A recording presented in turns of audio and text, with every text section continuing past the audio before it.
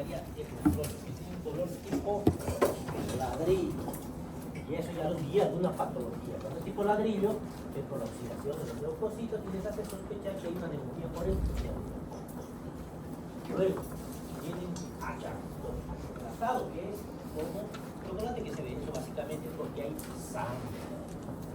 Con membranas. Cuando salen membranas, pedazos de membranas, piensan que hay una cápsula que se llama, como el quistidacílico. ¿Qué es el quistidacílico?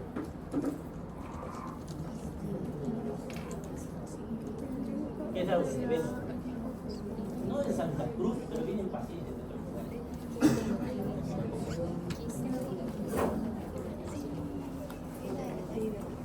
¿Qué es?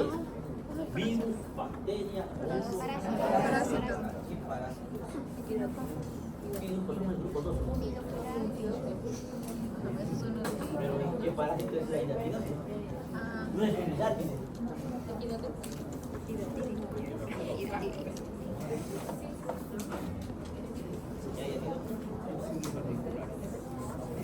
Multiculturista y abre.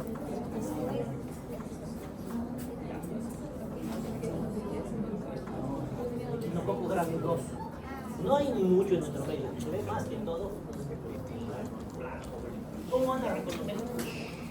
¿En qué estudio van a reconocer eso?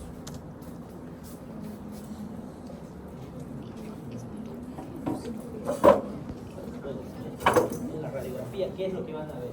Van a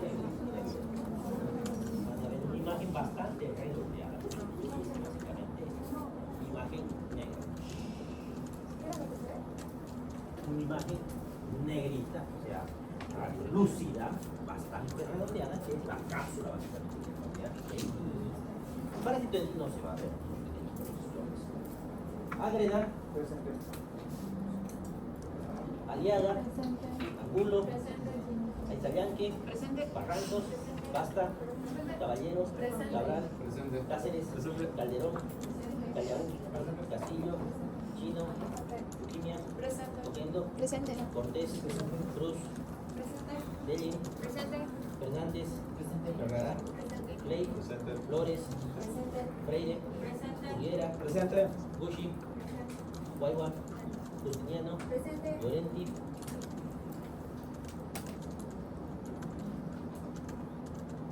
Lowen,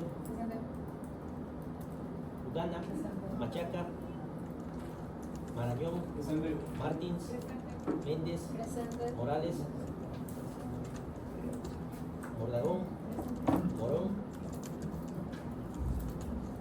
Núñez, Oliva, Ortega, Ortiz, Cocinaga, Obando, Varilla, Pereira, Pérez, Tecaña, Quiroga, Robles, Sánchez, Sandoval, Santana, Severiche, Soto, Blanqui, Torrico, Vega, Vélez, Villajuárez, Paco, Zúñiga, igual.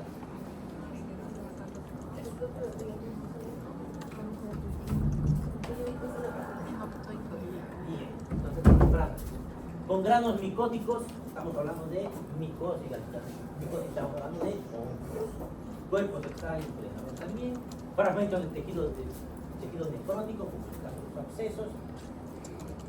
Pueden ser las secreciones serosas, que significa que son transparentes, asalmonada, que siempre preguntan los exámenes. ¿Qué tipo de tos en la expectoración asalmonada? Asalmonada. ¿Qué viene del salmón? ¿El salmón de qué color es? Rosado. Entonces, una tos con expectoración rosada. Eso tiene eritrocitos. Y se ve específicamente en una patología. Una patología es lo más común encontrar en una patología, que es el edema agudo de pulmón. Me preguntan los exámenes. ¿Por qué me gusta preguntar? Porque es una patología que me interesa que sepan de memoria. Porque una vez que la vean, no la van a olvidar nunca. Y la vida del paciente está en riesgo. Si no hacen algo, va a fallecer en pocos minutos. ¿Qué es edema de pulmón? Se van a dar cuenta que en esta unidad vamos a hablar harto de cardiología y viceversa. cardiología vamos a hablar harto de pulmonar, porque culminan como hermanos. Si uno falla, no se va a pasar. ¿Qué es un edema agudo de pulmón?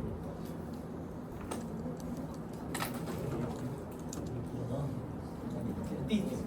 De forma aguda apareció en el pulmón. Pero ¿por qué aparece?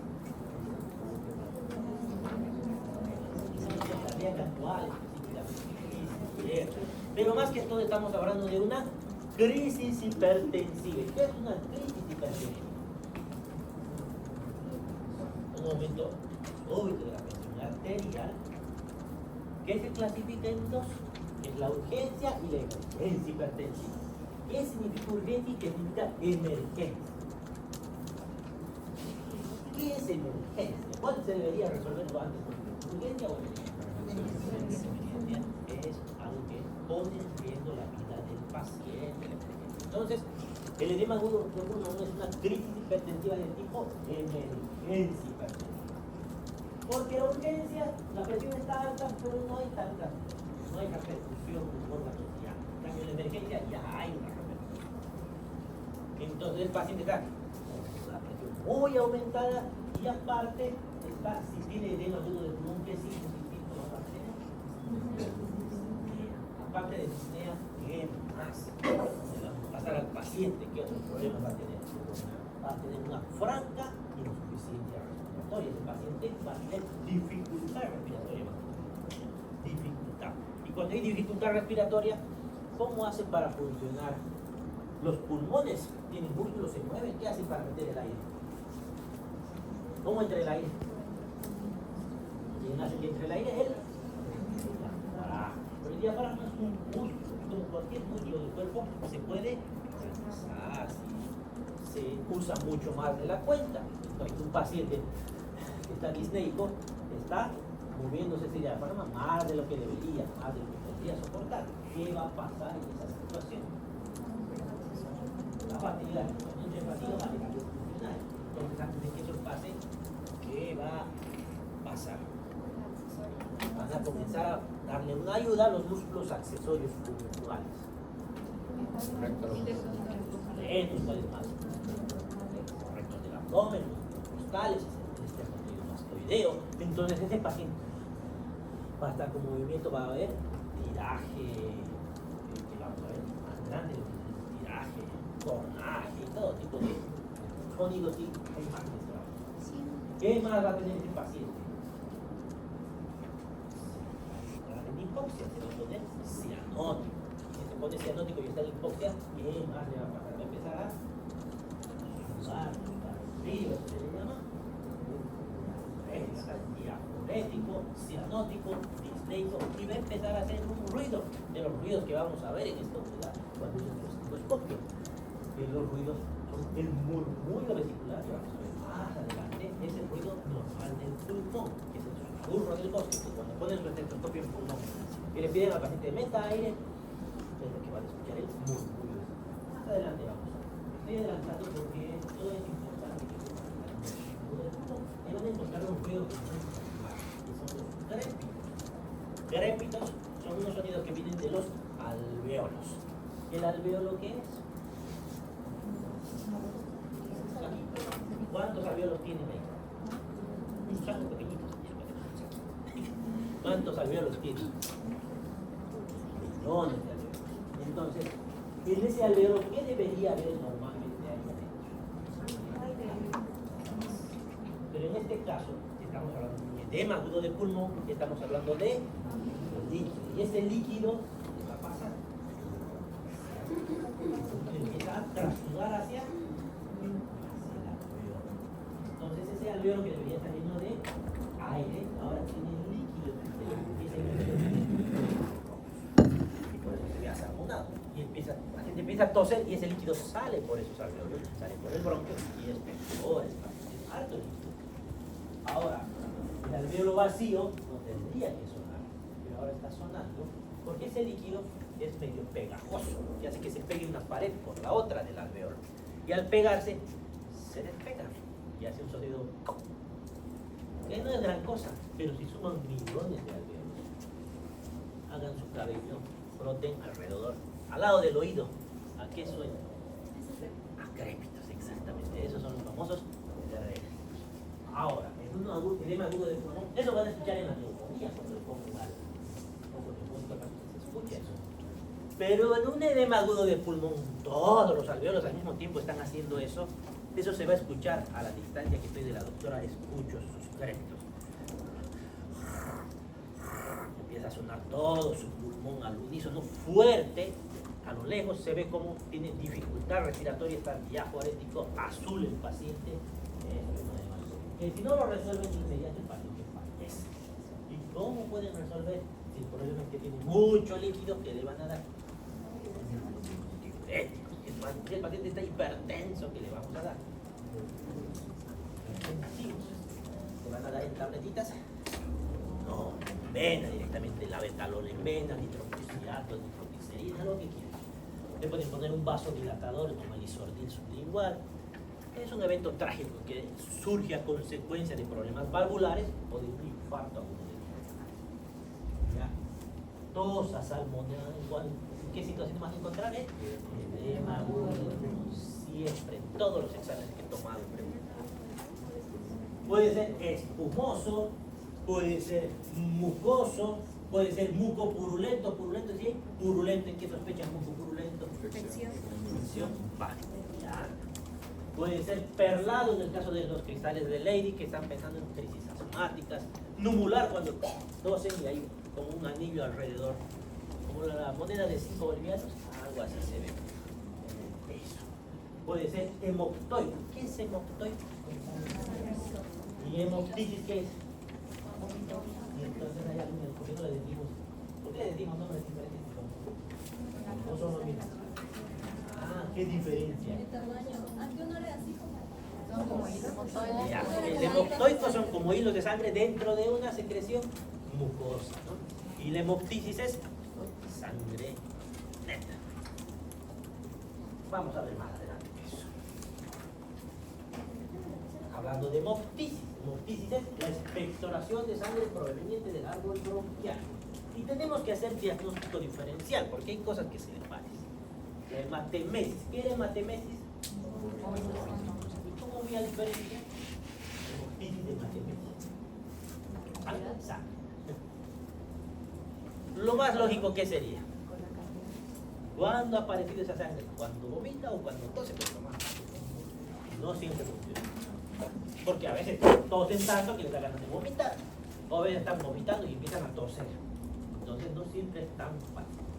Pero lo lógico es que les pregunten con qué viene eso, con la tos o con el vómito. Generalmente va a funcionar. Si viene del vómito, pues ya es mate. Pero si tienen duda, ¿qué les puede aclarar a la duda? ¿Qué es diferente se ve la hematemesis del vómito? Color. La cantidad puede ser igual. Color. ¿Cuál fue?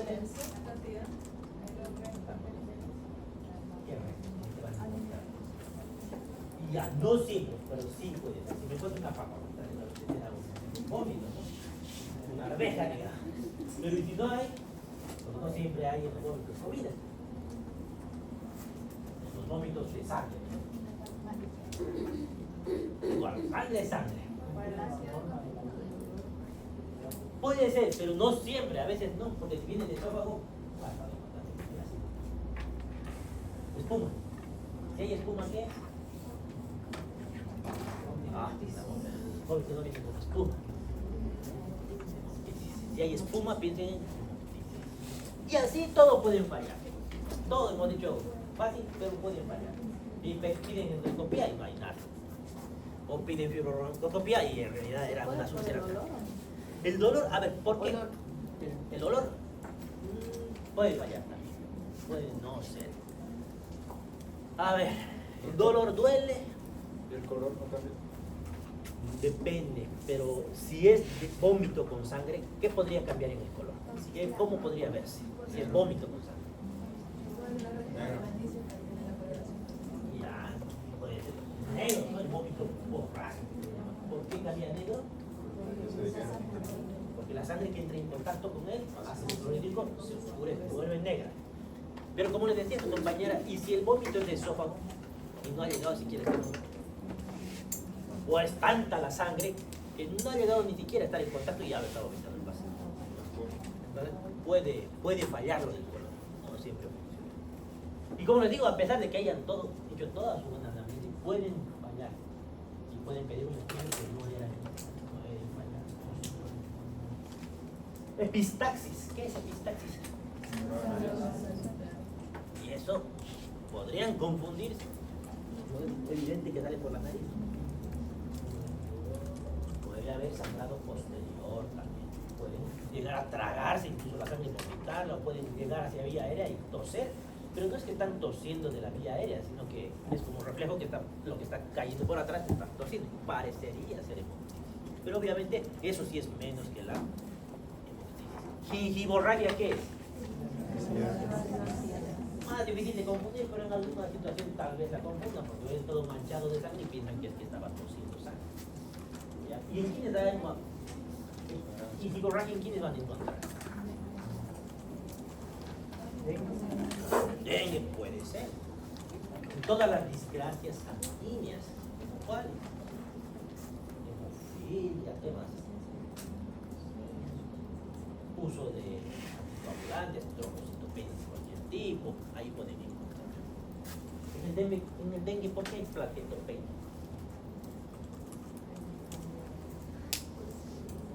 Ya me hablan de dengue. ¿Por qué hay plaquetopenia? Por eso es el sangrado.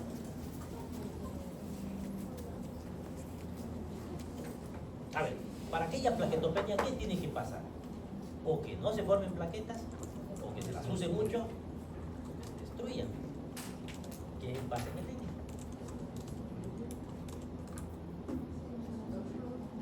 Producen normales. ¿Ah? Se oculta en un lugar diferente.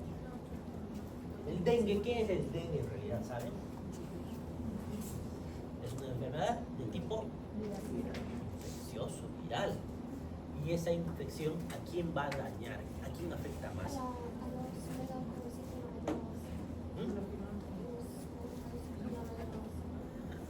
Al endotelio. Produce inflamación endotelial. Y ese endotelio se vuelve permeable.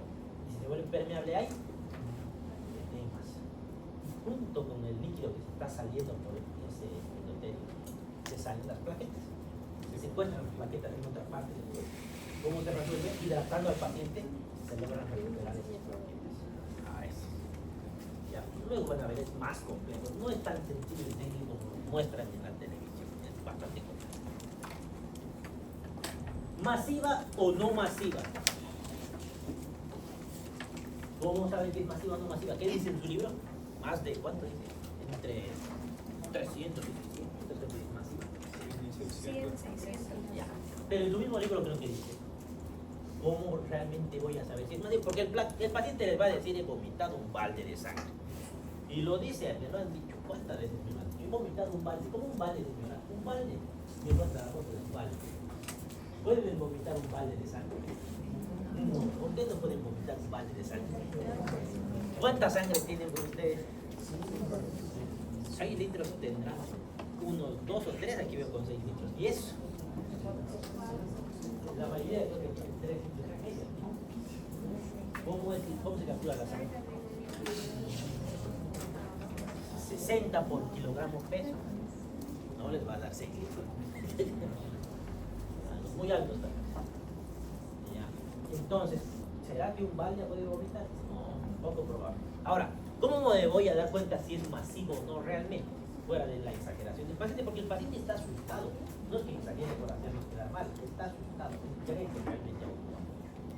Tiene una sensación de muerte, es normal. ¿Ha visto sangre? ¿Cuántos pacientes que le sacan un pedacito así de sangre que sale de mañana?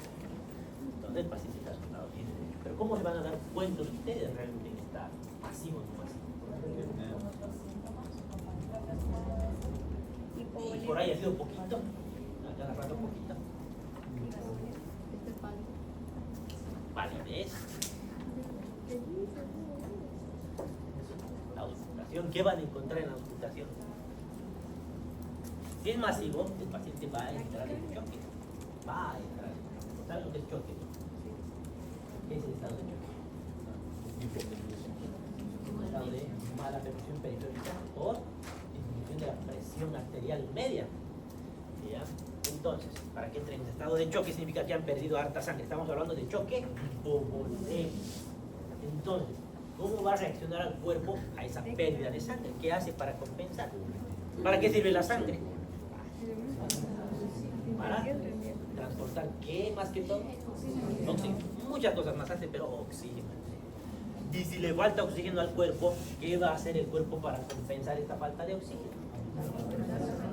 Y la frecuencia cardíaca, en realidad, ¿por qué están aumentando? ¿Qué es lo que quieren aumentar en realidad? El gasto cardíaco, ¿se acuerdan? ¿Qué era el gasto cardíaco, se acuerdan? La cantidad de sangre que bombea el corazón. La cantidad de sangre, o sea, 4 litros, Que bombea el corazón por minuto. que circula en un periodo de tiempo, ¿cuánto? En un minuto. La cantidad de sangre que circula por el cuerpo en un minuto es el gasto cardíaco. Entonces, ese volumen que han hecho en fisiología con calculadora, ¿de dónde sale? ¿Qué multiplican por qué? Frecuencia cardíaca por Frecuencia volumen cardíaca por sistólico. Volumen sistólico. eso.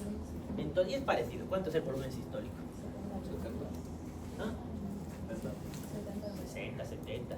¿Cuánto es la frecuencia cardíaca? Ahora, si está bajando mi volumen sanguíneo, ¿cómo voy a compensar? Con taquicardia estoy aumentando mi gasto cardíaco para intentar compensar esa falta de hemoglobina. Entonces, van a encontrar un paciente taquicárdico. ¿Qué más? Aparte de taquicardia, ¿qué más? Y si empeora más, todavía más, después de taquicardia, ¿qué va a venir? No ha funcionado. Estoy taquicárdico y no ha funcionado. Sigo con falta de oxígeno. ¿Qué me va a pasar? Me va a caer la presión arterial. Paciente hipotenso, taquicárdico, hipotenso. Eso significa que estoy entrando. Ya estoy en choque hipovolémico si estoy hipotenso. ¿Qué más va a haber? Taquipnea. Voy a estar taquipneico, es así. Y eso me dice que ha sido masiva la pérdida de sangre. Y palidez, obviamente. Etiopatogenia depende de la irrigación. ¿Cómo es la irrigación pulmonar? ¿De dónde viene la sangre a los pulmones? Pulmonar y bronquial. Bronquial. La que ha producido la hemoptisis es la bronquial, por este caso. Enfoque diagnóstico, anamnesis, examen físico, estudios complementarios. En anamnesis le van a preguntar cuánto está tosiendo, qué características tiene esa tos, cuánta sangre es, si tiene espuma, no tiene espuma, de qué color es. Al examen físico, los signos vitales, ven la palidez mucocutánea. Exámenes complementarios, ¿qué le pedirían a este paciente? Tomografía de tórax, está bien, ¿qué más? Si no tienen, más barato. Radiografía sirve también. ¿Qué más le van a pedir? Eso le están pidiendo para ver por qué ha sangrado. Y los otros estudios para ver qué tanto ha sangrado, ¿qué le pedirían? Un hemograma para saber qué tanto ha sangrado. No se fíen del hemograma. ¿Cómo esperan encontrar que ha sangrado mucho del hemograma? Anemia, esperan encontrar. Pero hay una situación que se llama contracción del volumen circular. En caso de anemia aguda, el cuerpo compensa contrayendo. Entonces, es como que se uniera toda la sangre. No me acuerdo qué se llama exactamente, tengo escapado. Hemoconcentración. Hacen hemoconcentración, pero que no dura mucho esa hemoconcentración, dura muy poco. Puede ser que no esté realmente anémico por hemoconcentración a las primeras horas. Con el paso de las horas, evidentemente, cae esa hemoconcentración, que es un actor reflejo. ¿Qué más? Etiopatogenia. ¿Qué puede provocar hemoptisis? Lo más común en nuestro medio, ¿qué va a ser? Tuberculosis, están obligados a descartar. Puede haber bronquitis, que es poco probable. ¿Qué es la bronquitis? No. ¿Y por qué tendría que haber hemoptisis en una bronquitis? Si el bronquio está inflamado, tanta inflamación puede hacer que sangren algunos vasos. ¿Bronquiectasias quieren? Pregunta de examen, ¿qué son bronquiectasias?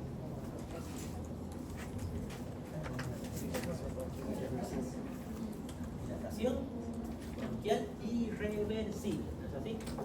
¿En qué caso se ve eso?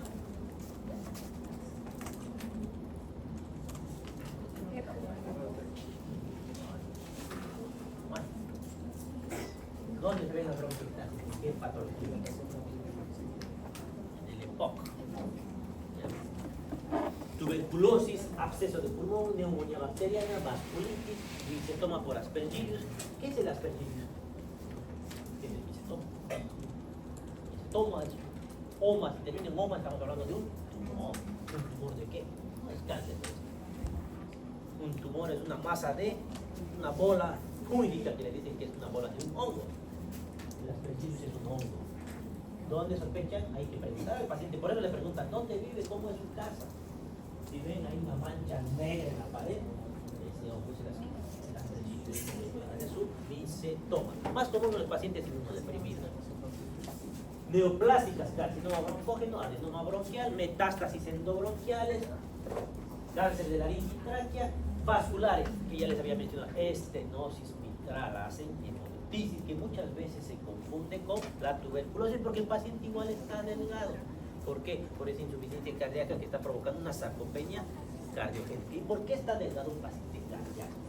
¿Por qué baja de peso un paciente con cardiopatía?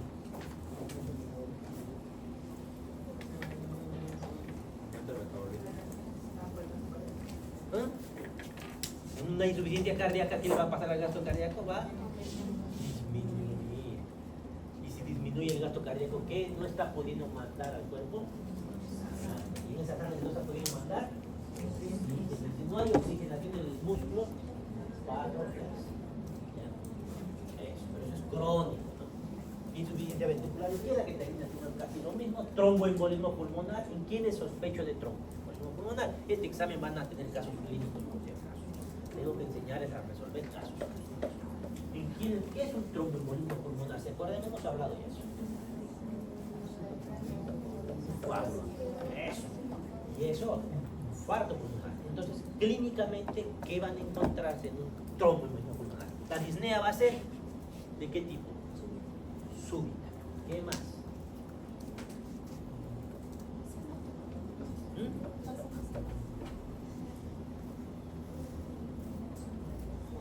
Cianosis.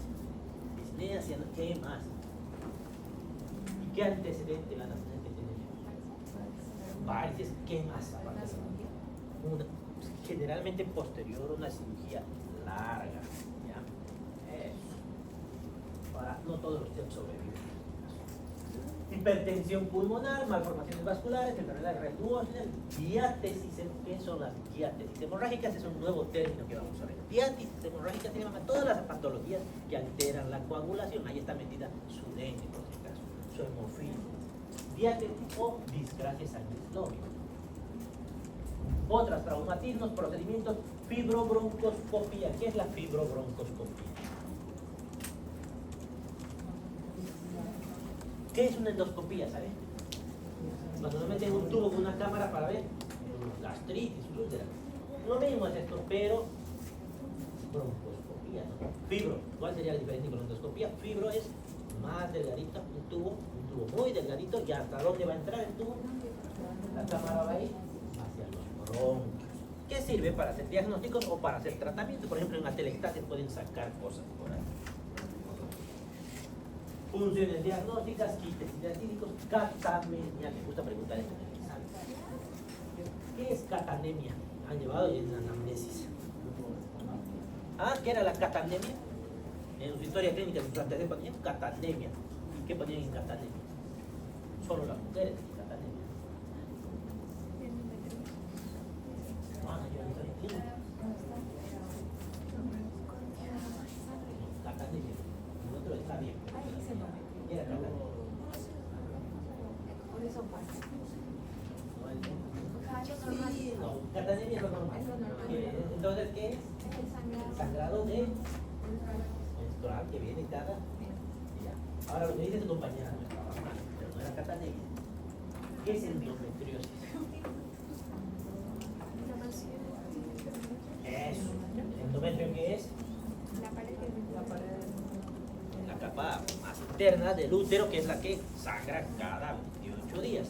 Entonces, la endometriosis es este tejido que en vez de estar ahí, puede estar en cualquier otro lugar.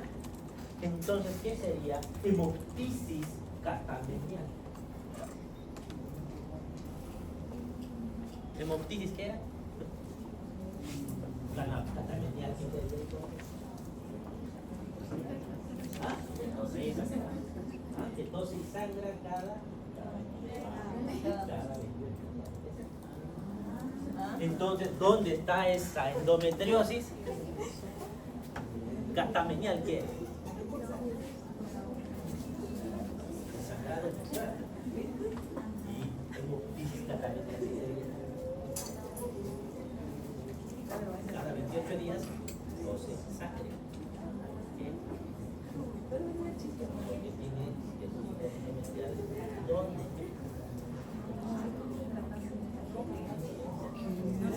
En varios lugares puede salir, por si acaso, en la cabeza, en toda la cuerpo. 12 sangre cada 28 días. ¿Por qué? Porque tienen endometrio en los cuerpos. Ese endometrio, como el mismo endometrio, va a funcionar cada 28 días. Va a hacer lo que tiene que hacer.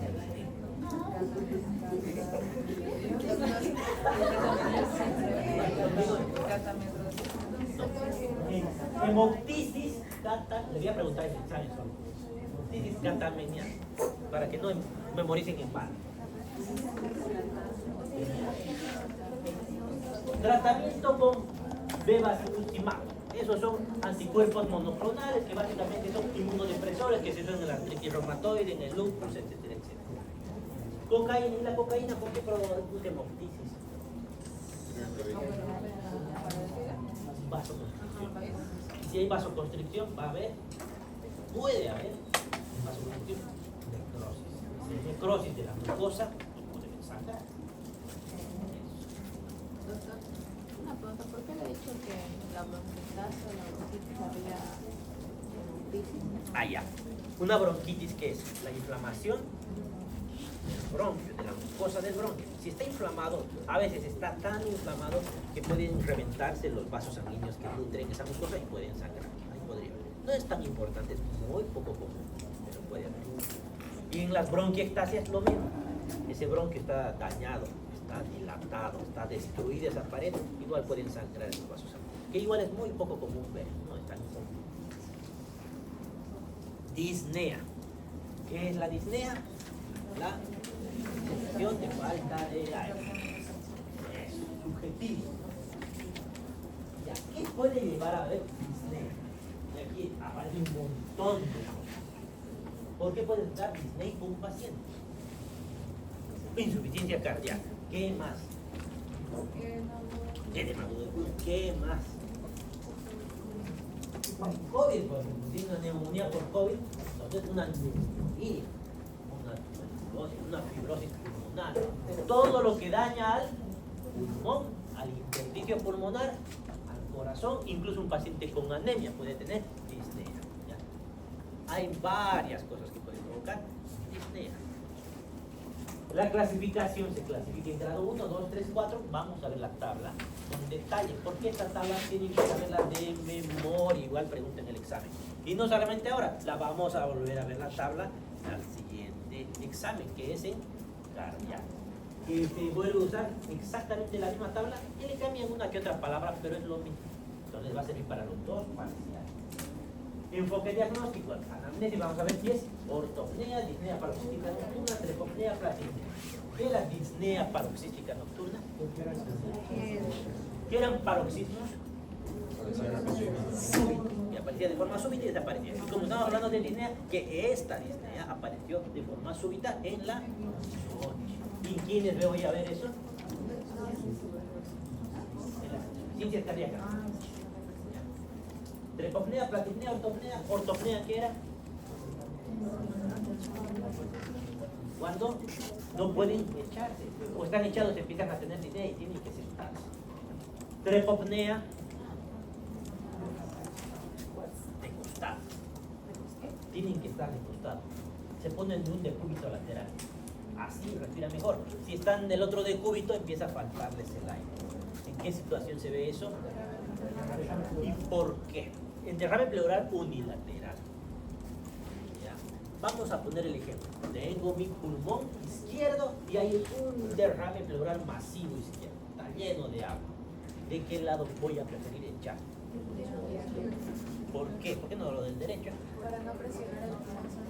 Eso, porque el pulmón que ya está con derrame pleural no puede expandirse. Entonces, si yo me echo de ese lado, igual no va a poder expandirse porque no se podía expandir.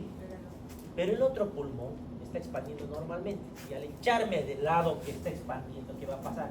Todo el peso de mi mediastina me van a dificultar. Entonces, voy a respirar mejor si me echo del lado afectado. Pero si ven que su paciente va de un solo lado, sospechen que hay tricopnea con derrame pleural. Platipnea es algo curioso. Son los pacientes que cuando están parados tienen disnea. Se echan y desaparece la disnea. Que sucede en cortocircuitos izquierda-derecha. ¿Qué es un cortocircuito izquierda-derecha? Eso es más de cardio. Decimos cuando la sangre del corazón derecho se va al lado izquierdo, al corazón izquierdo, sin haber pasado por el pulmón. Los cortocircuitos, estamos hablando de sangre desoxigenada. Es más complejo eso. Cortocircuito izquierda-derecha, que la sangre del corazón derecho está pasando al corazón izquierdo sin haber oxigenado el pulmón. ¿Verdad? Por ejemplo, ¿cuándo? Eso, comunicaciones interauriculares, interventriculares, tetralogías de balón, comunicación del conducto arterioso persistente. ¿Qué van a pedir aquí? Examen físico, vamos a ver más adelante. Exámenes complementarios, ¿qué le solicitaría a un paciente con disnea? Primero, una radiografía, si quieren una tomografía, ¿qué más? Disneico, una gasometría. ¿Y en la gasometría qué se va a ver? ¿Qué se ve en una gasometría normalmente? ¿Qué valores van a encontrar en la gasometría? Ya llevan fisiología. ¿Ah? pH, ¿qué más? Presión parcial del oxígeno, presión parcial del dióxido de carbono, bicarbonato. Básicamente eso. Tienen algunas otras cosas, el lactato, por ejemplo, que no van a ver. Y los iones es una parte. Entonces, ¿y ahí qué voy a ver? Si está con insuficiencia respiratoria tipo 1, tipo 2 o mixta. No sé si ya les he hablado de eso. ¿Cuánto es el PO2 normal? Fisiología. ¿Cuánto es su PCO2 normal y su PO2 normal?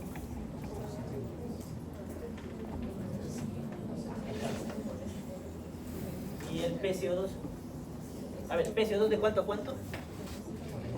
¿Y el PO2?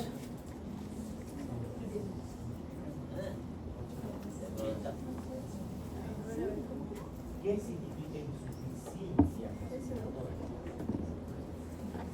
Debería ser insuficiencia ventilatoria. No, aquí está bien. ¿Qué es insuficiencia respiratoria? Que algo está haciendo que no pueda respirar. ¿Y respirar era meter aire? No. Más que todo el intercambio. Y eso estábamos hablando antes. Entonces, cuando mi pulmón no puede meter oxígeno a la sangre, es insuficiencia respiratoria tipo 1. O sea, mi PO2 va a estar debajo de 60. ¿Cuánto era normal? Por encima de 80. Si estaba debajo de 60 es insuficiencia respiratoria tipo 1. Insuficiencia respiratoria tipo 2, ¿qué sería? No puedo botar el dióxido de carbono. Entonces, si mi PCO2 está por encima de 55, es insuficiencia respiratoria tipo 2. Puede pasar eso. Puedo estar oxigenando bien, pero no botar dióxido de carbono. Y si tengo mixta, ¿qué es inhibir? Ambas situaciones están juntas. Ahora, ¿por qué puede suceder eso? Hay algo que se llama la relación ventilación-perfusión. No sé si han escuchado en fisiología. Relación ventilación-perfusión. ¿A qué suena? Ventilación-perfusión. ¿Ventilar qué es? Meter aire, botar aire. ¿Perfundir qué es? Inyectar sangre. Ahora, ¿cómo se oxigena la sangre? Para que se oxigene la sangre tiene que entrar aire con oxígeno, hacer contacto con la sangre y ahí está la hematosis. Pero ¿y qué pasa si algo falla? Ejemplo, ¿qué pasa si tengo una neumonía? ¿Mi neumonía qué va a provocar? En mi neumonía, ¿puedo meter aire? pedazo donde está la neumonía, ese alveolo está lleno de secreciones, el aire quiere entrar, pero está lleno de secreciones, no entra. Mi ventilación está mala. ¿Y mi perfusión cómo estará? La sangre está llegando normalmente, no tiene por qué alterarse. Ahí tengo una alteración de la ventilación y perfusión, y ahí puede entrar en insuficiencia respiratoria tipo 1, por ejemplo. En insuficiencia respiratoria tipo 2. Mi paciente que está respirando muy poco, expande muy poco, tiene un EPOC, tiene destruidos los pulmones. Hay mala ventilación, hay buena perfusión. Entonces van a ver ese tipo de cosas. Pueden haber cortocircuitos, que ya saben que es cortocircuitos, que la sangre pasa así o sí. Vamos a ver más adelante. Pasamos a hablar de la disnea. Entonces la gasometría, para recordar, la gasometría les sirve para ver que si hay insuficiencia respiratoria. ¿Qué más les va a servir? Para ver si hay una acidosis, una alcalosis respiratoria o metabólica. Disnea, esta tabla es la que quería que se aprendan de memoria, o lo mejor posible. Dice que esto está producido por la Asociación del Corazón de Nueva York, la NIJA, que se usa. Pero estamos hablando de pulmonar, porque no habla de la Asociación del Corazón, les he dicho que funcionan así estas cosas. ¿Y qué significa disnea grado 1? Disnea grado 1. Paciente presenta disnea cuando realiza grandes esfuerzos, como correr, subir varios pisos de escalera, deportes, trabajo físico intenso. Pero, lo importante es que sepan, pero en qué momento. Que efectuaba sin molestias tiempo antes. Si ahorita les digo que ustedes vayan a dar una vuelta por toda la universidad, ¿van a volver disneicos? Sí. Pero ¿qué pasa si hacían esto todos los días? Que están en algún equipo de atletismo y todo el tiempo lo hacen. ¿No van a estar disneicos? Porque están acostumbrados. Entonces es algo que estaban, que ya lo hacían. O si les digo que suban 3 pisos. Si todos los días suben a pie 3 pisos, pero de un día a otro no pueden, toda la semana, todo el año pudieron. Pero algo ha pasado que hoy día quiero y no puedo. Me siento disneico. Algo que ya hacía para que no se confunda. Yo hago todos los días eso, corro, subo escaleras, pero ahora no puedo. Algo me ha sucedido. Eso es disnea tipo 1. No vale si mando a hacer algo al paciente que no podía hacer nunca, man. Si nunca pude subir 7 pisos y ahora me mandan, obviamente voy a estar disneico. No porque tenga disnea grado 1. Porque no estoy acostumbrado. Algo que así. De aquí para adelante ya no es eso. Grado 2. Disnea cuando realiza esfuerzos moderados que son cotidianos a todos, como caminar, correr un breve trecho, subir un piso de una escalera. Si tienen eso es disnea grado 2. Aquí ya no tiene nada que ver si hacía o no hacía antes, porque es cotidiano, todos hacemos.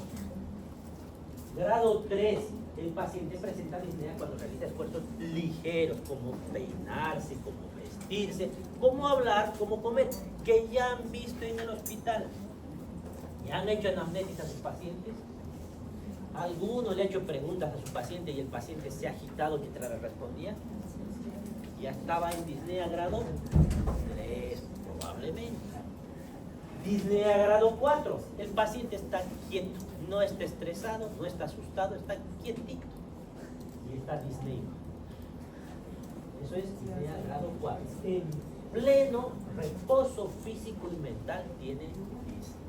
¿Les ha quedado claro este cuadro? El único que a veces cuesta entender es el grado 1, que a veces a algunos les cuesta entender que es un esfuerzo que antes sí hacía y que de un momento a otro dejó de hacer. Formas de aparición de la disnea que pregunto en el examen y se confunden. Hay súbita, brusca o paroxística. Es algo agudo. Y hay la crónica o progresiva, que en meses, semanas ha estado apareciendo. ¿Cuál es causa de disnea súbita? El síndrome coronario agudo. ¿Qué es el síndrome coronario agudo?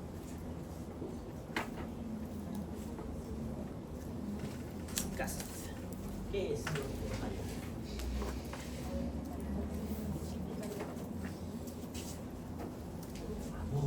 Estoy hablando de un posible infarto de miocardio, algo que ha hecho que mi coronaria se tape. Y si se tapa mi coronaria, ¿quién deja de funcionar bien? Mi corazón. Y por tanto entro en insuficiencia cardíaca aguda y hago disnea súbita. Rotura de una cuerda tendinosa, lo mismo que insuficiencia cardíaca. ¿De qué cuerda tendinosa? Dice, cuerda tendinosa valvular cardíaca. ¿Para qué sirve esa cuerda tendinosa?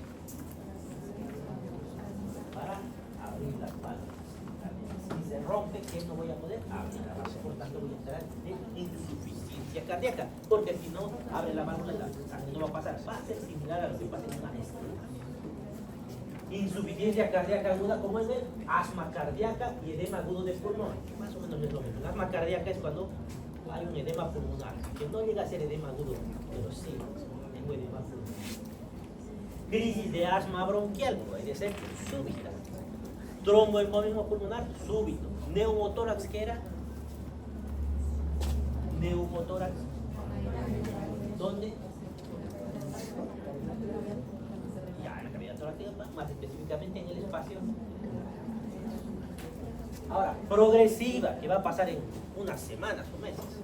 Insuficiencia cardíaca crónica, por ejemplo. El EPOC. Su mismo nombre nos dice EPOC. Siempre pregunten el examen y siempre es EPOC. De los siguientes, ¿cuál no es causa aguda de disnea? Y les pongo siempre EPOC y siempre se equivoca. Y ese EPOC automáticamente es crónico. Enfermedad intersticial pulmonar, las neumoconiosis, por ejemplo, los que trabajan con minas o con algunos tóxicos como el asbesto. Asma bronquial, pero el asma bronquial, doctor, está en los dos, no me confundo. El asma bronquial es una enfermedad crónica, pero no todos los pacientes asmáticos están en broncoconstricción, no todos. Algunos hacen solamente crisis de tanto en tanto.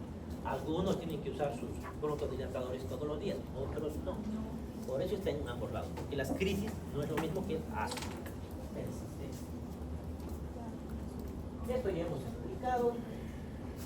Dolor torácico. Cuando hablamos de dolor torácico, estamos hablando que duele cualquier cosa en ese tórax. ¿Qué cosas pueden doler en el tórax? El corazón. Cuando duele el corazón estoy hablando de un infarto. ¿Qué es lo primero que hay que descartar? Vamos a ver que hay algoritmo para descartar. ¿Qué es tórax? ¿Qué más puede doler aparte del infarto de miocardio? La pleura. ¿Cuándo va a doler la pleura? En pleuresía, pleuritis. ¿Cuándo más puede doler? En neumonía. ¿La neumonía duele? Sí y no. Porque la neumonía, ¿qué era? Inflamación del parénquima. Inflamación del parénquima porque se llena de secreciones los alveolos, no los bronquios, los alveolos. Ahora, ¿el parénquima duele? Duele. Duele. ¿Qué va a doler entonces en una neumonía?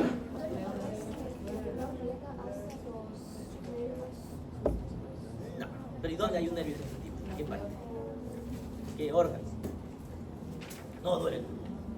Pero ¿y por qué en las neumonías les duele puntada de costado?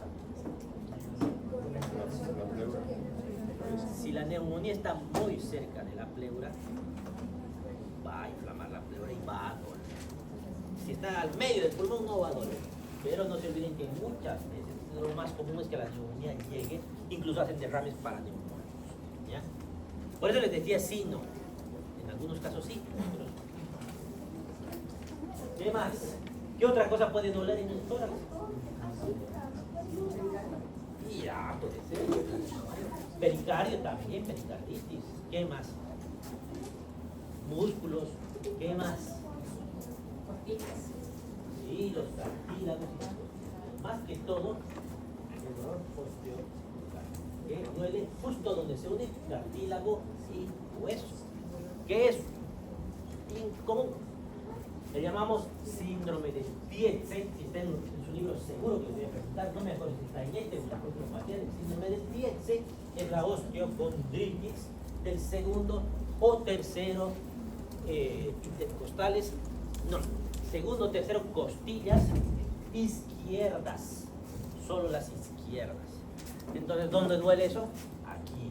Y si me duele aquí, voy a pensar que me estoy infartando. Pero en el examen físico, ¿qué van a hacer? Van a tocar esa costilla y si está inflamada cuando toque, ¿qué va a pasar? Va a doler. ¿Y un infarto si le toco, va a doler? No. ¿Por qué tendría que doler un infarto cuando le toco? No. Si le duelo, seguro que es una osteocondritis. Inflamación del hueso y del cartílago. Y si es del segundo y tercero izquierdo, es síndrome de Tietze. Paciente con dolor torácico. Tenemos que saber, ha sido traumático, si me han dado un palazo en mi espalda, seguramente es traumático. Le voy a hacer una radiografía, lo voy a mandar a traumatólogo. Voy a ver que no haya sangre, motoras, por ejemplo, una fractura. Dolor de origen no traumático. Ya sé que no ha habido ningún trauma, ha sido que apareció de la nada. Le hago anamnesis, exploración y siempre electrocardiograma para descartar que no sea un infarto del miocardio. Y lo veo 10 minutos, si es que no me encuentro nada en el electro. Si no hay nada en el electro y sigue doliendo, pues le hago otro electrocardiograma. Si el electrocardiograma es patológico, significa que tenga supradesnivel del segmento CT, infradesnivel del segmento CT, T's invertidas, entonces veo. Esas T's están supradesniveladas, es un infarto agudo del miocardio, va a acudir. Que vean qué hace. No, las T's están negativas y el segmento CT está infradesnivelado. Entonces, sospecho, no estoy seguro, sospecho. Y por tanto le pido enzimas cardíacas. Estas ya no se hacen, están obsoletas. Se pide troponina I cuantitativa. Si es negativa, entonces sigo evaluando. Si es positiva, ingresa terapia intensiva. Electrocardiograma normal. No hay dolor coronario, le hago una radiografía. No hay nada en la radiografía, lo mando de alta. El dolor es atípico, repito mi electrocardiograma, porque en 20 minutos puede cambiar. Si cambia un poquito ya me hace sospechar y ya pido otro. Si es sospechoso ya pasa a terapia intensiva. Si no es sospechoso, repito electrocardiograma de nuevo, otra vez troponinas a las 6 horas. Esto es una caro y es caro, hace tormento. Ya. Si es positivo, a las 6 horas igual va a ingresar a terapia intensiva. Si es negativo, le hago la prueba de esfuerzo. ¿Qué es prueba de esfuerzo? Caminar. Si le hago caminar, vaya a caminar por el hospital. Vaya a dar una vuelta para el hospital. ¿Y vuelve? No. Tal vez no vuelve. Tal vez. ¿Dónde lo hago caminar? Una caminadora, aparte de la de caminar, ¿qué más tiene que tener? Está monitorizado con su electrocardiograma, su monitor de electrocardiograma, ¿qué más? Saturación, sus signos vitales, presión, frecuencia, todos están monitorizados. Y lo hago caminar un rato y me fijo si hay cambios electrocardiográficos. Y si tiene 80 años, lo voy a hacer caminar. ¿Qué hago? Se puede hacer la prueba de esfuerzo, pero no así. Hago un esfuerzo químico, farmacológico. Le pongo dipirigamol, por ejemplo, o noradrenalina para esforzar ese miocardio sin que haga actividad física. Y ahí veo los cambios electrocardiográficos. Si no hay nada, le doy de agua. A las 24 horas. Dolor torácico agudo. Situación, tengo dos situaciones. ¿Está hemodinámicamente estable o está inestable? ¿Qué significa hemodinámicamente estable y qué es inestable? Eso siempre se habla y poca gente lo entiende. Hemodinámicamente estable significa que su presión está normal y su frecuencia cardíaca está normal. Eso es. Inestable cuando la presión está o muy baja o muy alta y la frecuencia cardíaca está o muy alta o muy baja. Ejemplo, choque frecuente, o, bueno, en este caso más que todo, choque cardiogénico. ¿Qué más? Problema pulmonar, veo, si está inestable. Si tiene un patrón pleural, ¿qué es un patrón pleural? Puede ser un derrame pleural, un neumotórax. Puede encontrarme dos situaciones, con hemodinámica inestable, que está muy baja la presión. Neumotórax, atención, ¿qué significa neumotórax? ¿Qué hay? Atención significa que hay tanto aire, porque el aire está entrando, pero no está saliendo, está haciendo una válvula. Si se llena de aire, ¿qué va a pasar con ese tórax? Va a aumentar la presión del tórax. ¿Qué no va a poder entrar a ese tórax si aumenta tanto la presión? Más que aire, porque aire no está entrando, porque no hay pulmón. ¿Qué más entra al tórax aparte de aire? ¿Qué está en el tórax o en el medio del tórax? ¿Qué tiene? ¿Y qué tiene que entrar al corazón? Sangre. Aumenta tanto la presión en el neumotórax, atención, que no logra llegar la sangre de dónde. Entonces entra en choque. ¿Ya? Eso es neumotórax, atención. ¿Qué hacen para resolver eso?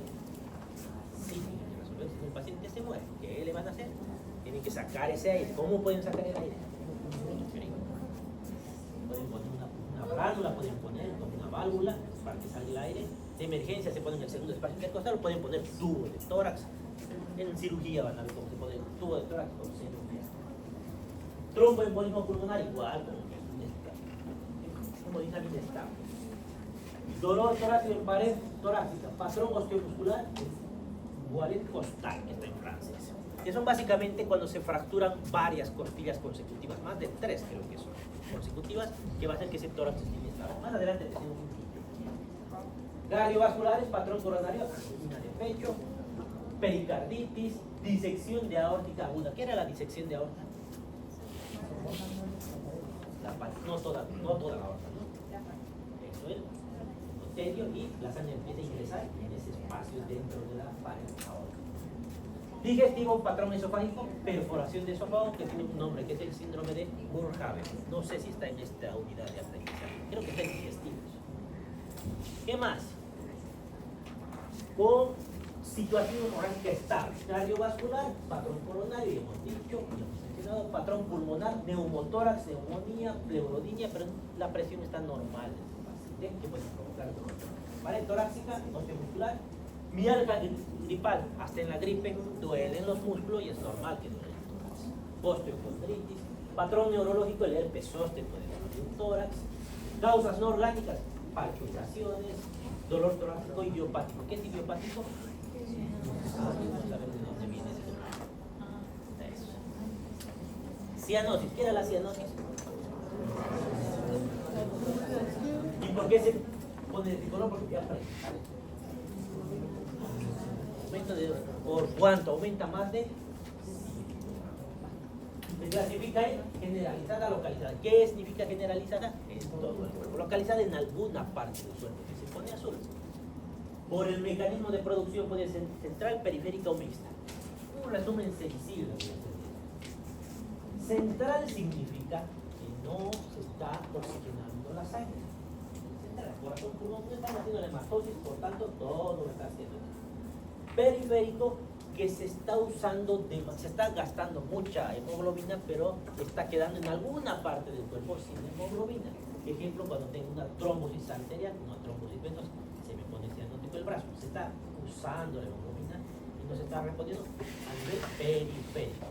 Es causa central. A nivel central todo está normal. O puede haber mixta. Anamnesis, ¿qué le voy a preguntar al paciente cianótico?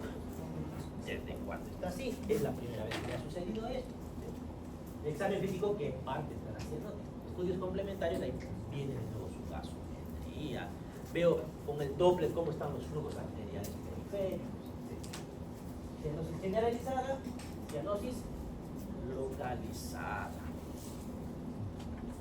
Entonces, nuevamente el problema es una obstrucción de la arteria radial. Causas de los diferentes tipos de cianosis. Causa pulmonar, disminución de la PO2 del aire inspirado. Estamos hablando de una insuficiencia respiratoria tipo 1. Hipoventilación alveolar, debilidad del músculo respiratorio, deformidades de la caja torácica, alteraciones de la relación, ventilación, perfusión que mencionábamos. ¿Dónde está mejor perfundido? ¿En las bases o en los vértices del cuerpo? Perfundido. ¿Qué significa perfundido? Que tenga buena ¿dónde? Las bases. Por peso las ayudas, las bases. ¿Dónde va a estar mejor ventilado? De las bases muy ventiladas. Si se dan cuenta, no es igual en todo el pulmón. Y eso produce, por ejemplo, en el caso de la tuberculosis, que sea más frecuente.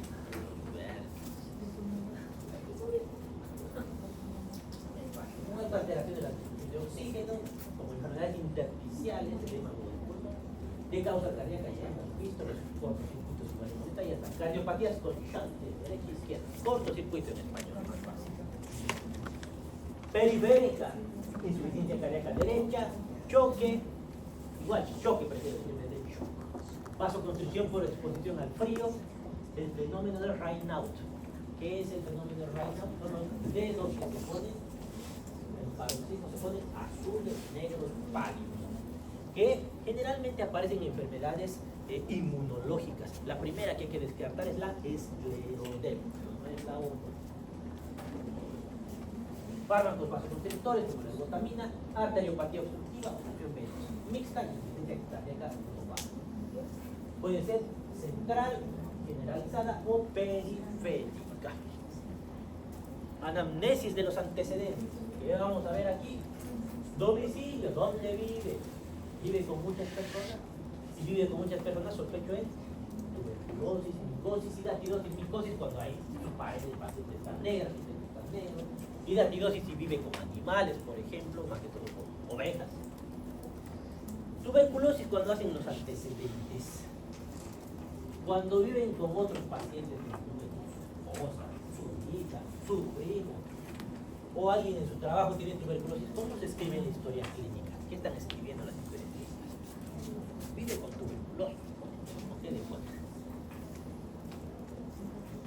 Con B. No quiere más enseñar. Con B. Escuchas esto. Con B positivo, que vive con pacientes o tiene interacción con pacientes con tuberculosis. Con B negativo es que no tiene interacción. Nos ayuda al diagnóstico. Ocupación, enfermedades alérgicas, neumoconiosis, si están en contacto con químicos, por ejemplo, o los mineros. Alergias, rinitis, bronquial, más probable. Tabaquismo puede provocar EPOC o cáncer de pulmón. Cirugía reciente me hace pensar en tromboembolismo pulmonar o en atelectasia. ¿Qué eran atelectasias?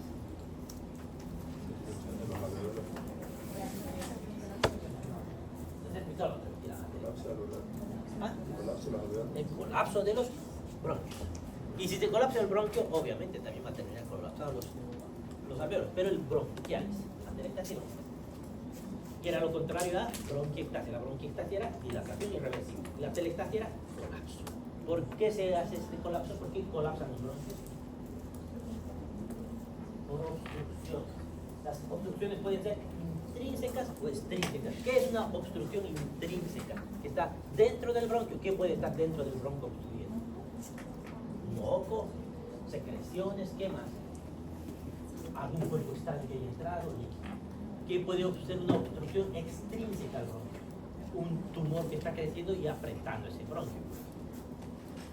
¿Ya? Y los alvéolos son bolsitas aquí, ¿no? ¿Y qué estructura tienen? ¿Por qué no se cierran los alvéolos? Ah, ¿y el surfactante qué? ¿Y cómo hace para que no se cierren? Es que es como un lubricante, como el que se encuentra en las paredes y Ya, es que están uniendo bronquio a bronquio. En realidad, el bronquio de al lado, al que se pegue, y el bronquio de al lado, y el de al lado, y el de al lado, y todos los bronquios de alrededor, como están pegados entre sí, evitan que colapsen. Ya, eso por si acaso, eso se ven los recién nacidos que faltan de surfactante.